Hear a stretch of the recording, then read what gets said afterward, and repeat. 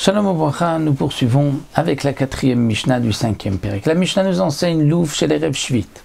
Donc toujours concernant le louf, cet oignon, cette sorte d'oignon qui a poussé la 6e année. Chez les Rev Shvit, il est de la veille de Shemitah de la 6e année. Et chez Nichnas Tashvit, il est rentré dans la 7e année. C'est-à-dire qu'il est encore en terre lorsque la 7e année arrive. Et donc, ce louf, cet oignon, n'a pas de Kedushat Shvit. Et on ne parle pas que les feuilles ont continué de pousser. Donc il est de la 6e année, on rentre à peine dans la 7e année, ça n'a pas encore poussé, et on veut l'enlever, le déraciner, le sortir. Mais comme on veut récupérer l'oignon lui-même, on doit donc creuser. Et lorsqu'on va creuser, il semblerait là que on fasse un travail de la terre, qu'on est en train d'arranger le sol. C'est pour cela que les Chachamim, comme nous allons le voir, la marque Bet Shammai et Bet Hillel, nous ont dit qu'on doit l'enlever en faisant un chinouille, un petit changement, c'est-à-dire en utilisant un outil qu'on n'a pas vraiment l'habitude d'utiliser les autres années. Donc le louf de la 6e année qui rentre dans la 7e année. De même, les oignons ketsonim. Ketsonim, dit le Barthénorat, la shon kaït de l'été, qu'on a semé en été, ou bien qui sont réservés pour l'été parce qu'ils sont très secs. Vechen poa shel idit. Poa, c'est une plante qui donne une couleur rouge.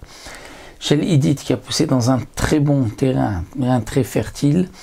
Eh bien, lorsqu'on va les déraciner, pour ne pas que l'on dise qu'il est en train de creuser pour arranger le sol, alors Bet Shammai yomrim okrim otam, on va les déraciner, bema arufot shel etz, avec un outil en bois. C'est-à-dire, on utilisera le mahadar, une sorte de pioche qu'on utilise les autres années, mais que généralement on utilise un mahadar en métal. Là, on va utiliser un mahadar en bois. Au Bet Hillel, omrim be kardumot shel matachot. Pour Bet Hillel, on va utiliser un autre outil, kardumot, qui est un peu comme une petite pelle. On s'en sert aussi pour creuser, mais il est peut-être un peu pointu, ce cardum, et donc on peut aussi déraciner l'oignon avec. Donc ce n'est pas l'outil habituel, et donc pour Bet Hillel, on pourra même utiliser shel matachot, même s'il est en métal. Umodim bepoa shel tzlaot shokrim otam kardumot shel matachot. Bien que Bet Hillel et Bet Shammai pensent que pour tous les légumes que nous avons mentionnés auparavant, il faut faire un chinouille. La marloquette est juste quelle est la grandeur du chinouille, ou bien en bois, ou bien même si on prend un outil qui n'est pas généralement utilisé pour cela, même s'il est en fer d'après Bet Hillel. Mais pour poa shel tzlaot, c'est-à-dire cette plante qui donne de la couleur rouge, shel tzlaot, c'est-à-dire qui a poussé entre les rochers, le Barthénorat dit tzlaot avec un tzadik, mais comme c'était marqué avec un samer tzlaot, tslaim, les rochers, puisque ce n'est pas l'habitude de semer, de travailler la terre entre les rochers, donc lorsque on va donc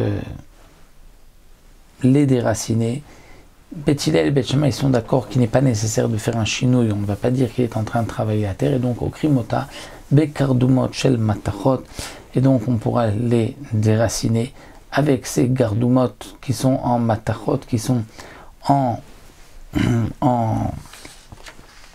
métal, c'est-à-dire que là, même Bet Shammai est d'accord que on peut utiliser ce cardum, puisque ce n'est pas l'outil habituel, mais même s'il est en fer, là on n'a pas besoin d'un grand changement, nous explique donc Barthénorat, étant donné que on n'a pas l'habitude de semer entre les rochers.